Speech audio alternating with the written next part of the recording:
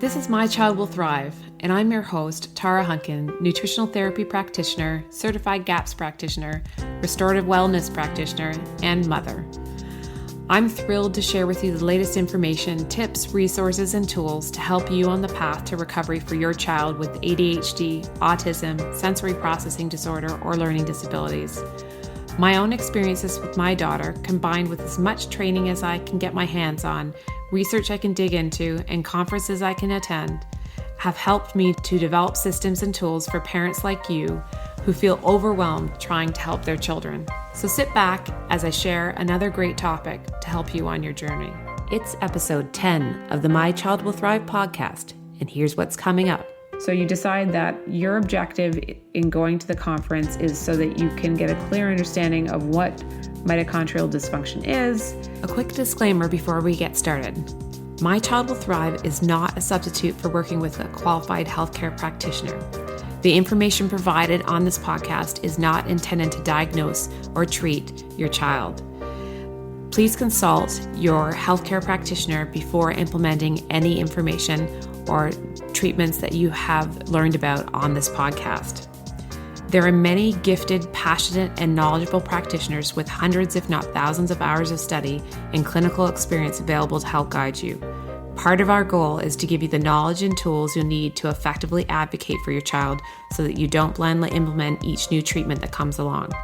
No one knows your child better than you. No one knows your child's history like you do or can better judge what is normal or abnormal for your child. The greatest success in recovery comes from the parent being informed and asking the right questions and making the best decisions for their child in coordination with a team of qualified practitioners in different areas of specialty. Now on with the show. Today we're going to talk about how to maximize the value of attending a conference, whether it's in person or a virtual conference, and what you can get out of it to help your child. I know I get really excited every time I see the information on any new conference that's out there, whether it's in person or online. I take a look at all the speakers and the things they're talking about and, want to geek out on all of that and think of all the possibilities about some nugget that I might be able to learn or an aha moment I may have that could help my children or the children I work with. It's hard not to get excited, but when I first started attending online summits or in-person conferences, I would be really wowed with all the information. And then on the way home or after the online event, I ended up having a wave of overwhelm most of the time. Because you get to the point where then you're saying to yourself, well, what does it all mean? And how do I implement this? And where do I go from here? Or just that the information was so technical that it took a lot of time to, reflect and learn it in depth so you could apply it. What I learned from all of this, and I'm hoping to help you avoid, is that having a plan when you're going to a conference to deal with that overwhelm before you get there, and that way you can make the connections you need to succeed while you're at the conference or watching it online. Having that plan makes it way more worth more than the price of admission of going to the conference in the first place. So what I'm going to do today is share with you how to maximize the value of attending a conference, whether it's in person or online, and give you some tools in which to do that with. One of those tools is going to be a conference and summit success checklist, which you'll be able to download for free from the My Child Will Thrive website. It will be under podcast number 10. So let's start out and talk about how to go about doing this. The first thing you want to do when you're looking at choosing or you've decided to go to a conference is to set some objectives. Like why are you attending this conference in the first place? Why are you going to spend the time watching it online if you're doing it from home? Some of us do it to gain more knowledge. It might be to find resources to help our kids, or you might be going to an event or participating in a Facebook group for an online event to meet other parents or maybe some practitioners. And sometimes we're just at that point where we're trying to figure out what's our next step with our children. So those are all different reasons why we do these things. And once you know why you want to attend, like what that main objective is, you can then step back and then set some clear goals for the event that you're going to. So what I try to do is set 3 clear objectives for taking this time to do this additional learning or travel and spend the money and attend a conference. We all know that our time is precious, and a lot of us haven't had a lot of opportunity to travel without our children if you are actually traveling to an in-person conference. And even if you're watching a conference online, you don't typically have a lot of extra hours in the day to do those things. So we want to really make sure that the plan is solid so that you're really getting the most out of spending that time consuming all that information. The 3 types of objectives I tend to set out is usually one in the area of learning, and there might be more than one, but let's just, for argument's sake, say there's one in the area of learning. So what am I looking to learn? And we'll get it back into that a little bit more in a second. And then one in the area of connecting. So connecting with people, practitioners, parents, vendors, whatever it might be, but trying to set an objective around connecting. And then setting one for how or what type of clarity you're trying to get out of attending the conference or summit. So some examples that I have of doing this, for example, with learning, if your objective is you have been curious about what everybody's talking about in these groups that you've heard of, mitochondrial dysfunction, and you think that it might be a problem for your child. So you decide that your objective in going to the conference is so that you can get a clear understanding of what mitochondrial dysfunction is, its signs, its symptoms, and what are the different courses of treatment. So that would be a clear objective around that. It also could be, you can do it in lots of different ways. Like, for example, you could say that I want to learn more about any topic, because you've been hearing about it. Or you could set it around a set of symptoms, or it could be a particular type of therapy. So whatever makes the most sense to you. When it comes to setting an example for connecting, you could try and make it really specific. Say, I want to meet 5 other parents so I can have someone to speak with and talk out my ideas and challenges.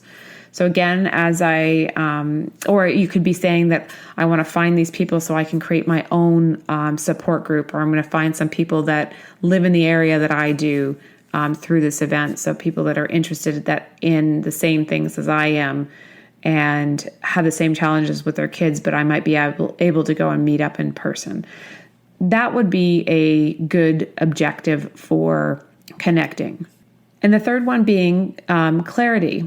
So the clarity that you want to achieve. So an example of that would be are the treatments and therapies I'm currently using the right ones for my child to help them with their poor muscle tone and endurance. Of course, I'm reflecting back on the mitochondrial dysfunction as well, but the clarity doesn't necessarily have to go around the learning piece, but often it will.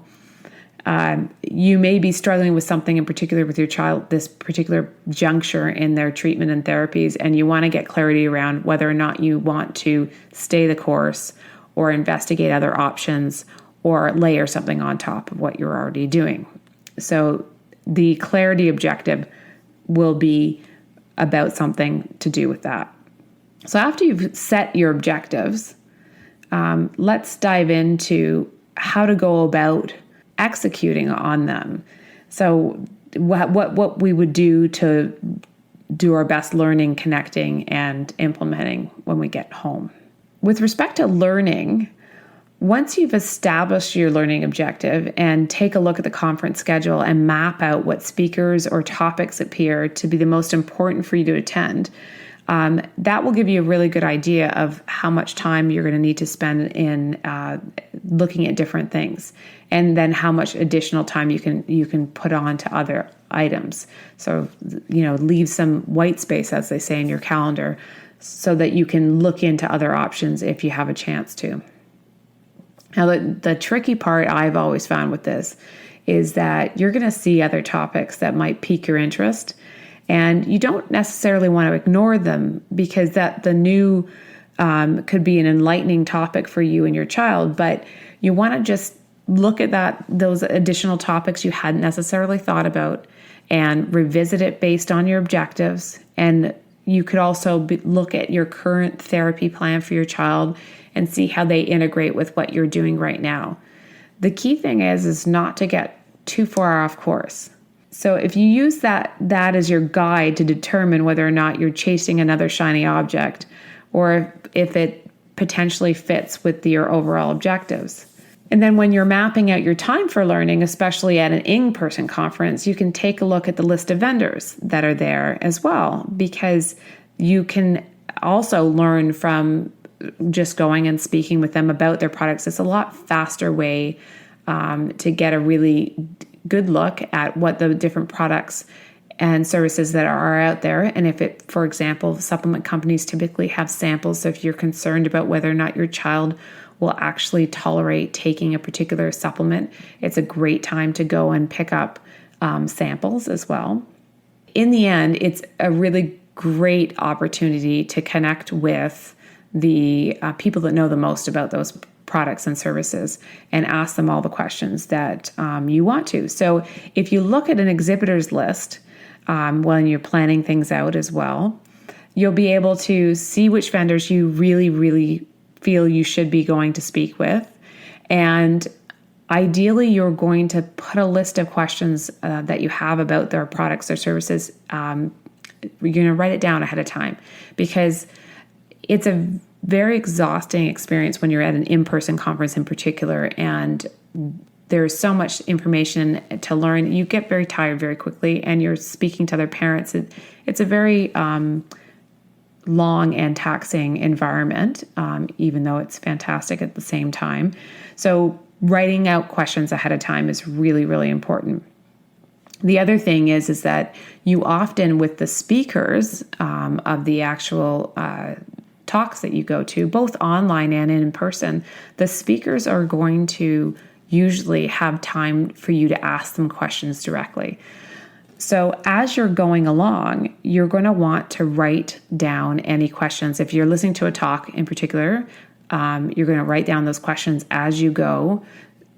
So when you have that opportunity to ask questions, you can hop up and ask them. And if it's an online event, you usually have an ability to either jump in a Facebook group and talk about it there, or comment on the speaker page and get someone to answer a question. And some of the virtual events even have live components to them where you can get on a Q&A at some point during the event as well. So this is a really important component. Obviously, for the vendors, you can actually write out the questions ahead of time, and you may add to them as you go, but I would ideally write them out ahead of time as well. Another key component to the learning part is that you're going to want to set up a note-taking system of some kind. I love Evernote. I love Evernote because it allows me to, where you're allowed to, it allows me to record the audio from a session that I might be at so that I can review the audio later on, especially when it's a more technical session and I might miss a few things the first time around. It also allows me at the same time to type in notes. I can also take pictures of slides that are up on the projector if I need to, or pictures of people's business cards, and make notes right in there. In the end, it's just a great one-stop shop note-taking system. And as I mentioned before, I also usually will write my questions down as I go as well and summarize my thoughts. So that's a quick overview of the approach I take to the learning objective. Next, we want to talk about the connecting. When you're looking at the conference schedule, you're also going to see that there are often events that are set up to do exactly that. They're there to help parents meet other parents or practitioners in some cases, or speakers, and allow them to connect one-on-one and in person. The online events usually do these through Facebook groups, or they do them through live kickoffs and closings where you can get in and interact through chat groups as well. Obviously, in person is always better, but it is amazing how many people connect online these days. And you can often find people that are closer to you in the world than you ever imagined. So in addition to this, you're going to want to look at to look into whether or not the online summits, you're going to want to make sure that you do engage in a Facebook group if they do have one there. If you don't find those things for either of the conferences, feel free to jump in our group at the My Child Will Thrive Village Facebook group, and we'll be happy to have you there and connect with you there. The last part of the objectives are getting clarity around what you are trying to accomplish with your child. So clarity and implementation is sort of the last step in the planning process, and it then carries on after you finish the event. Because you have set out a particular goal that you want to get some clarification around before you go, you are going to then, most of the work around the clarity comes in the learning, and then after the event, and I can't stress enough how important it is that you do this immediately after the event. And in particular, it's important to schedule a time to gather all your notes and review them and summarize your thoughts based on what you've learned during that period of time. You don't want to end up like me and find notes from a session that you watched online a year before or from a conference you attended that you realize you could have made an important changes to your child's plan sooner. Unfortunately, I have been victim to that, of not following up on my notes right away and coming across them later and really kicking myself for not addressing something sooner because the information really was there. We're so overwhelmed by everything we have to do day to day just to get through our daily routines to help our kids that the momentum and the knowledge from the event we just attended often gets lost in the daily shuffle if we don't deliberately sit down and review and decide how we're going to, what action needs to be taken, if any. After you've done this, like summarized your notes and your takeaways, it's time to come up with an action plan. And here's a quick list of 4 things that I think you should do. And this list should be then discussed with your practitioners as well. The first thing you want to do is write down changes you think you should make right away based on what you've learned. You want to put references to your notes in this action plan so you can show your practitioner, and you also want to track how you came to that conclusion, because sometimes we can connect the dots just after the time of the event because everything's really fresh in our minds, but we might not see where the logic is later on.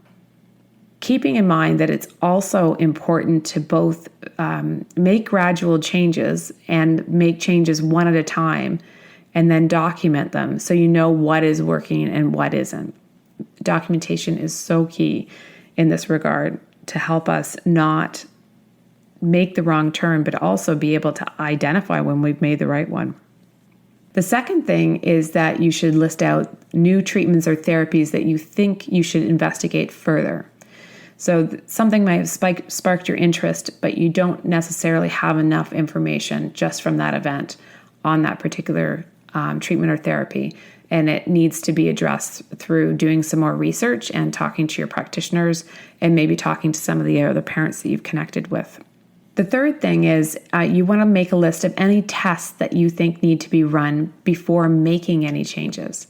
Again, this should be discussed with your practitioner, but if your budget allows, testing can help give you an objective benchmark to evaluate any of these changes you might make to your child's protocols.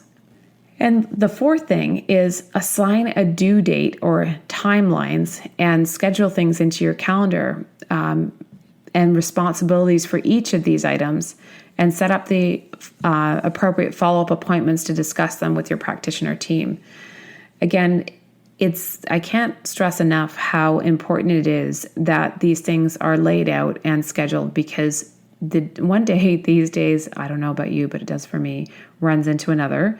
And it's really important to set these out in a structured way so that you can methodically work your way through the different things you're thinking about doing with your child. The greatest success comes from this kind of planning, tracking, and implementing. And really what we're doing on an ongoing basis is recording what's going on with our kids, analyzing it, then interpreting it, and then we revise what we have been doing based on all that information, and then we're going to execute the plan again, and then we're going to go through the whole cycle again and record what we're doing, so we can then analyze and interpret it, and then revise it again. It's this constant, it's like infinity signs system of going back and forth through the cycle till you get it just right. Just to recap, what you need to do in order to maximize the value of attending a conference once you've chosen to attend one, whether it be in person or online. Attending conferences can be really, really important to helping you learn about what the underlying root causes are for your child and what you should be investigating further for treatments and therapies for your child. So I want you to seriously consider either attending something in person or online if that's more convenient in the near future. In order to get the most out of these events, you should be setting clear objectives for learning, connecting, and implementation before you go off to the event or start to sit down to watch the sessions online. In order to do this, if you follow the conference and summit success checklist that I've created for you, which you can download for free on the My Child Will Thrive website under podcast episode 10, then you will have it all laid out for you, and you're going to get more than your money's worth out of spending the time on doing this additional learning. And in the end, it does not matter whether the conference is online or in person, because both, in my experience, have been game changers in terms of learning new things that have opened my eyes to new opportunities with my child and with the children I've worked with. I hope this has been helpful, and I hope maybe I will see some of you at the Autism One conference in Colorado Springs this year in a few weeks. And I look forward to hearing from you in the comments for this podcast on the My Child Will Thrive website or in our Facebook group, the My Child Will Thrive Village, about what you think about this episode and whether or not you plan on attending a conference, and if you have in the past planned things out or have things gone awry for you. I'd love to hear your thoughts. And if you enjoyed this episode, I would really appreciate it if you go over to iTunes and give us a review. The more feedback we get, the more we can improve, and we can make sure that other people are seeing that the podcast is out there for their use as well. Thanks again, and I look forward to talking to you next week. So that's a wrap. Thanks for joining me this week on My Child Will Thrive. I'm so passionate about giving you the tools and information you need to help your child recover. And as they say, it takes a village, so join us in the My Child Will Thrive Village Facebook group, where you can meet like-minded parents and stay up to date on everything we have going on at My Child Will Thrive. This is Tara Hunkin, and I'll catch you on the next podcast or over at mychildwillthrive.com. Me again. Here I thought I was all done for today, but I forgot to mention something I'm super excited about that I've been working on for quite a while now. I wanted to do this episode today, not just because I'm heading off to the Autism One conference, and I know a number of you may be as well, and I wanted you to be prepared for that, but also because I'm really excited to announce that I am producing a summit for everybody to listen in on for free. That is called the Autism, ADHD, and Sensory Processing Disorder Summit, which will air from June 19th through the 28th for 10 days. And during which time you can watch the interviews for free. I have a fabulous list of speakers to talk to you on all different types of subjects, from everything from biomedical interventions to nutritional to different types of neuro rehab and functional neurology, and many, many more things. Essential oils as well, in terms of how they can support certain functions in the kids' bodies. So I'm super excited about that. Can't wait for you to hear more about that.